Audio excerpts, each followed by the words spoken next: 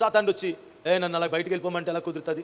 ఇప్పుడంటే నువ్వు యేసు ప్రభుని నమ్ముకున్నావు, నువ్వు మంచిదాన్ని అయిపోయావు, కానీ ఇంతవరకు నీలో ఉన్నది నేను కదా, నాలో నువ్వు నీలో నేను మనం కలిసిలేమా? ఇంతవరకు నీ రక్తంలా కలిసిపోయాను మద్యం ద్వారాగా. నీలో ఎంతవరకు కూడా నీకు ఎన్నో సినిమాలు చూపించి ఎన్నో విషయాలు నేర్పించాను, నేను ఒక బోధకుడిగా ఉన్నాను నేను నీకు, అవునా కదా? ఇవన్నీ నువ్వు చేసిన తర్వాత నన్ను ఒక్కసారి నువ్వు వెళ్ళిపోమన్నావు, ఎందుకు నేను పక్కన ఉంటానులే, నువ్వు దేవుని భక్తి తెచ్చాయి. దెయ్యం చాలా బాగా మాట్లాడుతుందండి. ఏంటో మరి హృదయం ఇమ్మంటున్నారు, మారు మనసు పొందమంటున్నారు, హృదయం ఇమ్మంటున్నారంటే అక్కడ తెలుస్తుంది ఆడి విశ్వరూపం. కానుకి పాటలు పాడు, అన్నయ్య గారు ప్రసంగం చేయమంటే వెళ్ళి ప్రసంగం చేయి, పరిచర్య చేయి, అవసరమైతే పెద్ద కూడా అయిపో, హృదయం మాత్రం ఇవ్వకు. మనం కలిసి ఉండాలి.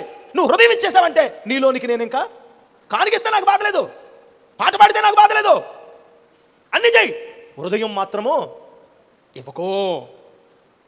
నిన్ను నష్టపరిచిన శాతానుడు కానీ నీ జీవితంలో ఎప్పటికీ శత్రువుగానే ఉండాలి.